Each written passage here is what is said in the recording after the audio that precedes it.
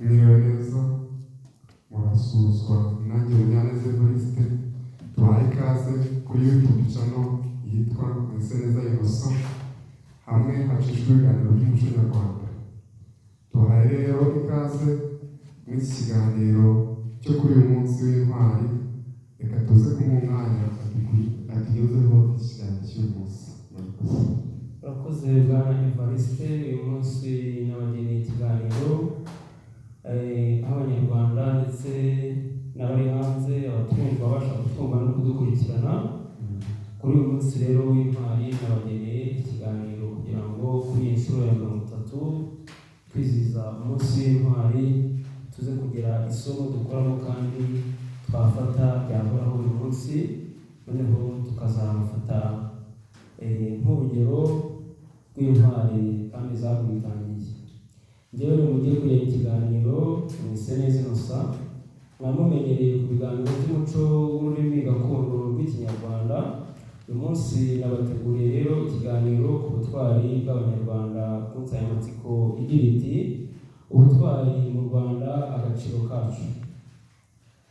Ubutwari rero bw'abanyarwanda ntabwo ari ubwa none, na mbere y'abakoloni abanyarwanda bari intwari. Twagize intwari ku ngoma ya cyami kugeza na n'ubu ngubu, aho tuza kumva muri iki kiganiro abantu babaye intwari, harimo abami, abanyarwanda muri rusange. Mu gihe na mbere y'ubukoloni na nyuma y'ubukoloni hagaragaye ubutwari bw'abanyarwanda. Uyu munsi rero ikiganiro kirimo ibice bitatu. Igice cya mbere kiraba ari ubutwari bw'abanyarwanda, igice cya kabiri ari umuco wo gushima no gushimira ku bantu bagize ibyo bikorwa by'ubutwari, igice cya gatatu aricyo cya nyuma ryo babwire ku butwari mu Rwanda agaciro kacu. Reka mbere rero kuri iyo ngingo ya mbere ivuga ku butwari bw'abanyarwanda. Ubutwari bw'abanyarwanda ubundi bwabaga bushingiye ku bumwe, umurimo ndetse n'ubupfura. Ubumwe rero iyo abantu bari umwe, batekereza bimwe, igihugu kimwe, icyerekezo kimwe, bagira umurongo bakoreraho kandi ubutwari bakabugeraho, kuko ubutwari bushingiye nanone ku murimo utanga umusaruro, bugashingira nanone ku cyo bita ubupfura. Burya iyo umuntu afite ubupfura cyangwa icyo bita imfura, buriya imfura niyo musangira n'ibicure, mwajya inama ntikuvemo, wapfusha ikakurerera. Mbese intwari igaragara muri ibyo byiciro ku buryo ishobora no kukwimana uri mu kibazo. Ubwo butwari rero bushingiye ku bumwe bw'abanyarwanda kera bwahozeho, aho abanyarwanda barangwaga n'umuco umwe, ururimi rumwe rw'ikinyarwanda, kuko tuvuga ngo ikinyarwanda ururimi rwacu isano iduhuza. Iyo abantu basangiye isano rero ubundi barangwa n'ubumwe, n'ibikorwa bakoze bigera ku burongo. Muri ubwo butwari rero bwacu bw'abanyarwanda habagamo no guhemba abitwaye neza. Na n'ubu rero duhereye ku butwari bw'abanyarwanda bo hambere kugeza na n'ubu turacyabigenda, kuko dufite ababitoza, dufite abatoza, kuko baravuga ngo twubakire ku mateka, twubake ejo hazaza. Iyo wibutse ibyabanje ukibuka amateka yabanje, umenya ngo ndahera hehe nkomeza. Niyo mpamvu tuba tugomba kubakira ku mateka, abitwaye neza, intwari zarwitangiye, zabonye imidende, zabonye ibihembo, zikagira gute zigashimirwa, natwe tugakora dufite icyerekezo kandi dufite intumbero ifatika, dufite aho dushingira. Murabizi ko mu ndirimbo z'igihugu hari aho bavuga ngo abakurambere b'intwari bitanze batizigama, baraguhangwamo ubukombe, gutsinda ubukorera mpatsi ibihugu. Gutsinda mpatsi ibihugu rero ni ubutwari, ni ibikorwa, ni imirimo myiza, ni ibitekerezo birimo ubumwe. Nkaba numva rero umuco, ubumwe, gukunda umurimo, ubupfura byagombye kuturanga. Reka rero ngere ku ngingo ya kabiri y'umuco wo gushima no gushimira abantu bagize ibikorwa by'indashyikirwa, ibikorwa by'ubutwari. Abantu dufite nk'intwari zarwitangiye, muzi ko hariho ibyiciro bitatu by'ingenzi by'intwari zitanze kandi zikaba zizwi. Muri bya byiciro bitatu by'intwari harimo imanzi, imena n'ingenzi. Ngira ngo ibyo byiciro bitatu byagerageje gushyirwamo izo ntwari.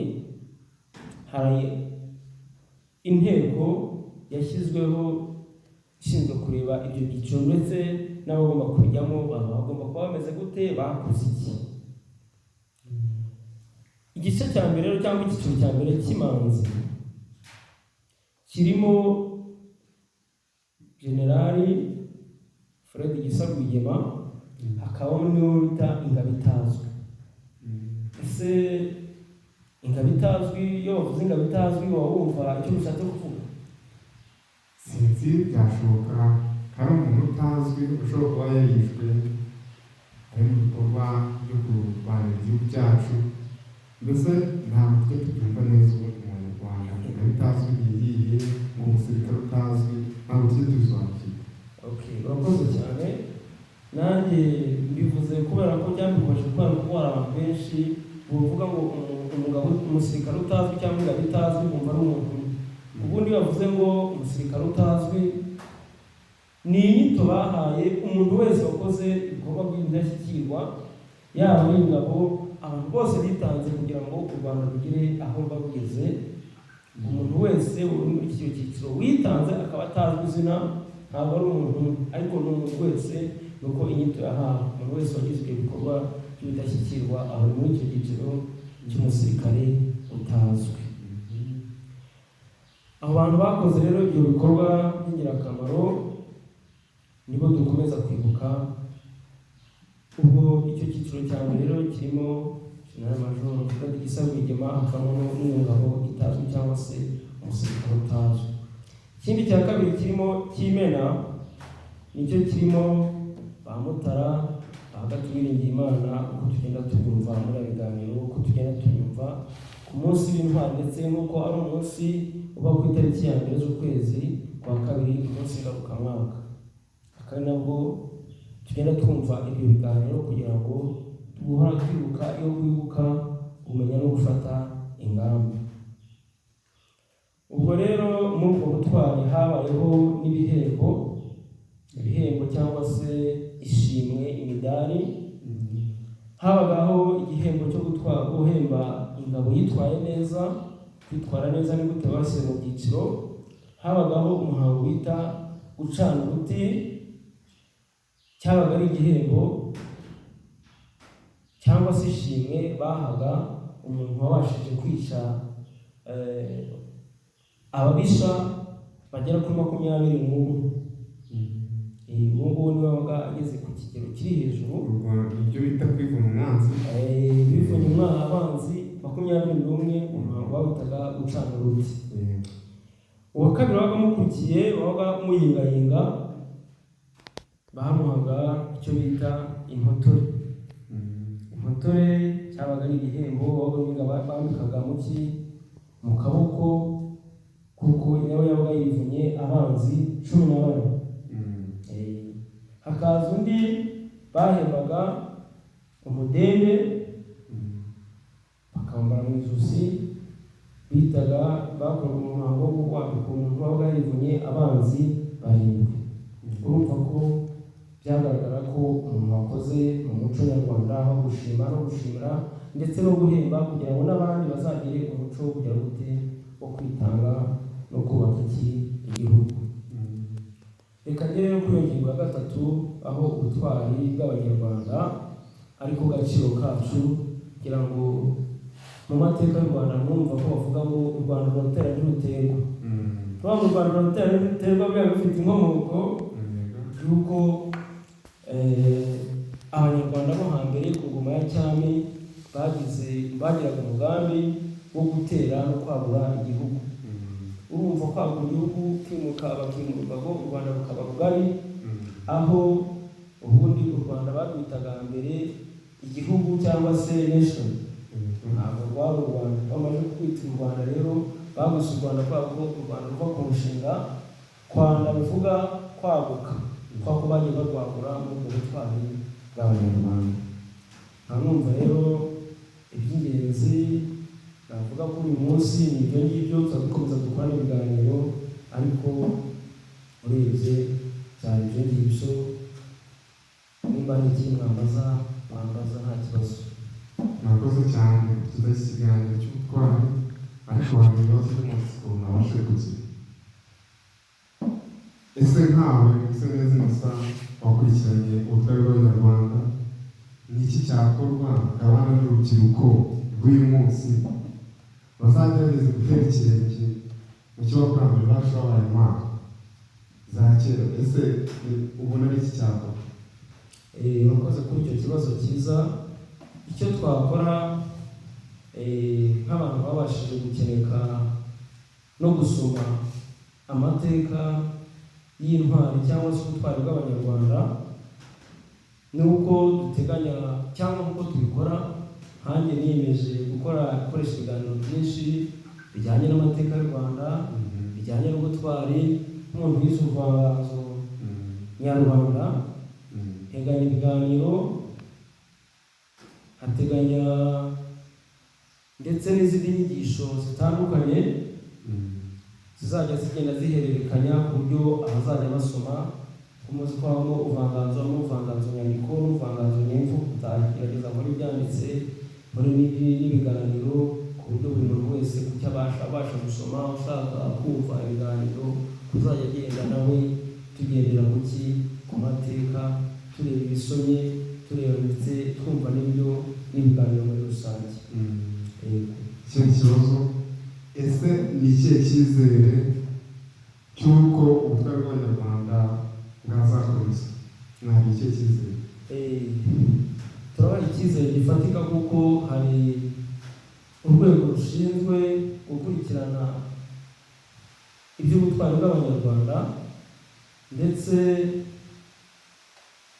bakagira n'imfashanyigisho mu bigo by'amashuri, cyane cyane ku munsi w'intwari ibiganiro birateganywa kandi byanditse binonosoye neza kuva mbere y'ubukoloni kugeza ndetse na n'ubu. Turabizeza rero tudashidikanya ko ubutwari bw'Abanyarwanda buzakomeza, kuko tugenda dushishikariza abana mu bigo by'amashuri, mu biganiro, mu matorero, ibintu byose turabitoza. Yego, murakoze. Ndahamya neza ndashidikanya ko abari muri iki kiganiro ndetse n'abadukurikiranye kuri YouTube channel bafashijwe, banzwe n'ikiganiro cyanyu, ahubwo nagira ngo mwisabire. Se ko numva ibiganiro byawe ari iby'umuco, ari iby'ubutwari, numva byuje ubuhanga, ese nta bindi bihangano bindi waba ufite uretse ibiganiro watugezeho byatwinjiza neza muri munsi w'ubutwari? Urakoze cyane. Wenda nakunyuramo muri makeya. Hari nk'umuvugo nahimbye ujyanye n'umunsi w'intwari cyangwa n'ubutwari bw'Abanyarwanda. Umuvugo wanjye nawise hitamo ibikubereye uw'intwari. ngira ngo nakunyuramo gake kugira ngo uze kumva umwimerere w'Ikinyarwanda, umwimerere w'ubutwari bw'Abanyarwanda. Hitamo ibikubereye uw'intwari. Rwema rwasamira w'ishema bishengwa ni rutitizamitwe, kotaniro ry'ubutwari singena n'ibigwari, ubutwari ndabuhorana. Ndi rutagamburuzwa n'ibigwari, rwizihiza umurimo rwanzigira. Ndi indongozi nkabanderereho agaciro narakenguriwe murabireba, nitwa ngira uwigize, ubutwari ndabuhorana. Ubutwari data buzira ubugwari, haba mu mashoro iminsi imituku, aho utera udatitira ugatikura. Intambi z'umwanzi ugasenyura, haba mu rugamba rwo kwiga, ubutwari ndabuhorana. Ubutwari mu rusobe rw'ibibazo baramanjira, ugurumana ishyaka ryo kwihaza, ukamurikwa ukimurika, ugakenyera ugakotana rwose, ukarenga ukagaba ukayohagara ku isonga, ubutwari ukabuhatanira. Reba nk'intwari zagwitangiye guhera imahanga zitira byanze, zigataha iwabo zikava hanze, zimwe zitanze ibitambo, amagara yazo